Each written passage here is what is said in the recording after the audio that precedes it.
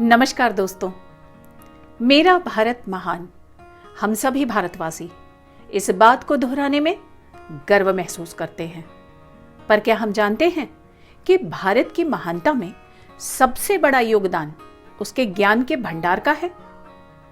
जैसा कि मैंने पिछले वीडियो में आपसे शेयर किया था, अगले 3 वीडियोस के माध्यम से हम चलते हैं साइंस और ज्ञान से भरपूर एक अमेजिंग जर्नी की ओर। हम सभी भारत के बुद्धिमान लोगों और ज्ञानी ऋषियों द्वारा लिखे भारतीय ज्ञान की व्यवस्था से रूबरू हो सके, यही हमारी कोशिश है। प्राचीन भारत के हिंदू धर्म की परंपराएं वैज्ञानिक है, जो आधुनिक दौर के लोगों को समझनी चाहिए। यह विषय बहुत महत्वपूर्ण है। हम में से अधिकतर भारतीय अपने गौरवशाली संस्कृति और विरासत से अनजान हैं। उन्हें यह लगता है कि वेस्टर्न कंट्री ज्यादा एडवांस इसलिए है क्योंकि science, research, philosophy, medical, infrastructure जैसी तमाम जानकारियां हमें उन्हीं से मिलती हैं, जबकि यह सच नहीं है।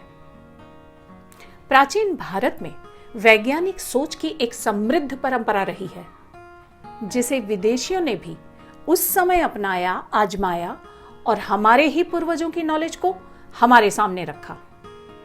और हमने ये मान लिया कि ये इन्हीं के द्वारा लाई गई नॉलेज है, जबकि उससे भी कहीं ज्यादा ज्ञान विज्ञान का भंडार हमारे पास पहले से ही मौजूद था।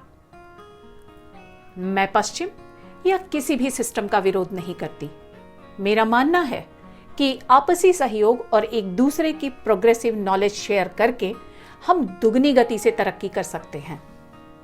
लेकिन इसके साथ ही जब हमारे खुद के भारतीय विचार और व्यवस्था इतनी समृद्ध और बेहतर थी, तो हम सबको बिना उसे जाने इग्नोर करना और डायरेक्शनलेस होकर अंधाधुंध होड़ में शामिल होने की बजाय जरूरत है अपनी जड़ों से जुड़ने की।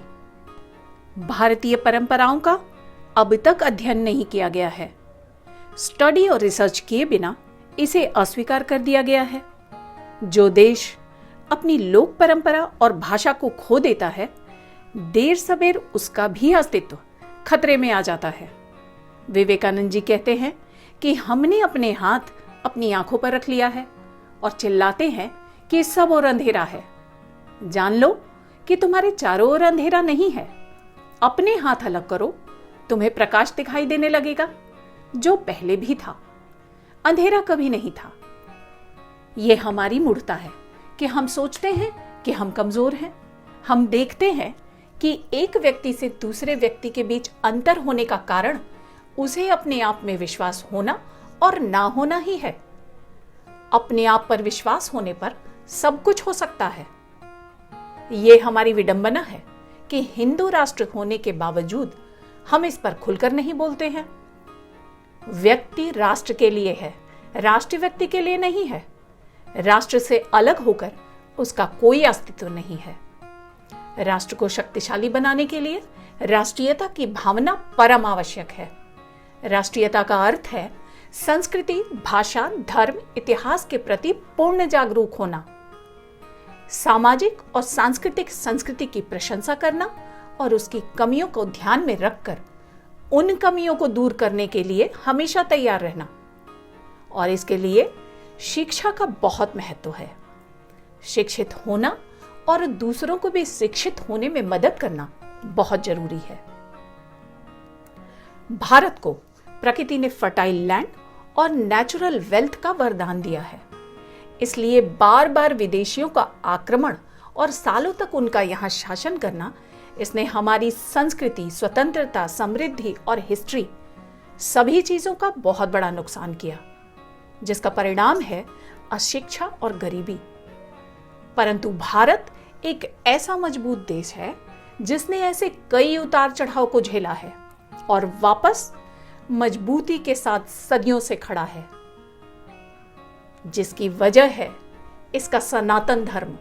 सनातन मतलब शाश्वत, हमेशा रहने वाला। धर्म यानी जीवन जीने की पद्धति। सनातन धर्म एक उच्च कोटि का साइंस है जो हमें सिखाता है कि प्रकृति से तालमेल बिठाकर बेहतरीन जिंदगी कैसे जी सकते हैं। जो कठिन दौर इस समय पूरी दुनिया में चल रहा है वो भी हमें यही सिखा रहा है कि प्रकृति से तालमेल कितना जरूरी है। ऐसे में पूरी दुनिया का ध्यान हमारे रीति रिवाज और संस्कृति की तरफ आया है। सनातन संस्कृति एक ऐसी समृद्ध संस्कृति है जिसे कहते हैं कि ये स्वयं परमात्मा की वाणी है।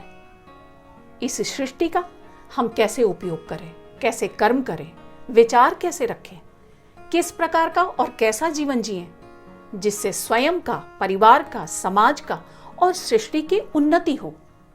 वेदों में वो पूरा ज्ञान मौजूद है जो मनुष्य के लिए जीवन में आवश्यक है।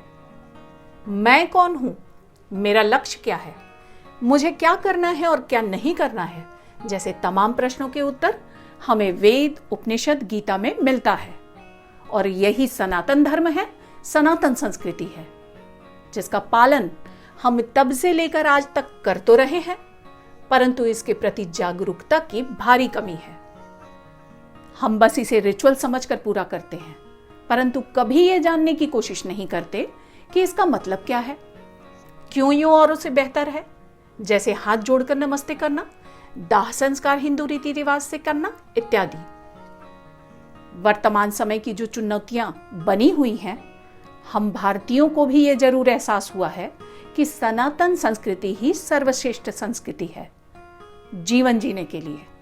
और यही बात विवेकानंद जी ने बहुत पहले ही कही थी कि वेदों, उपनिषदों में जो लिखा है उसका प्रयोग करना ही होगा और विज्ञान आधुनिक भाषा में आने वाले समय में इसकी आजमाइश करने के लिए प्रेरित करेगा।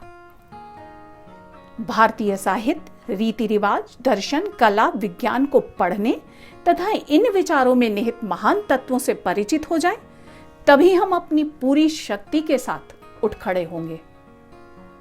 यदि आप अपनी आध्यात्मिक और वैज्ञानिक सभ्यता को छोड़कर बाहरी लोगों द्वारा बताई बातों की नकल करते हैं, तब आप खुद को और राष्ट्र को कमजोर करते हैं। वेदों का सार उपनिषद है और उपनिषद का सार भगवत गीता है। इनका ज्ञान लेकर वर्तमान समय की आवश्यकता अनुसार हम आधुनिक भारत का निर्माण करें।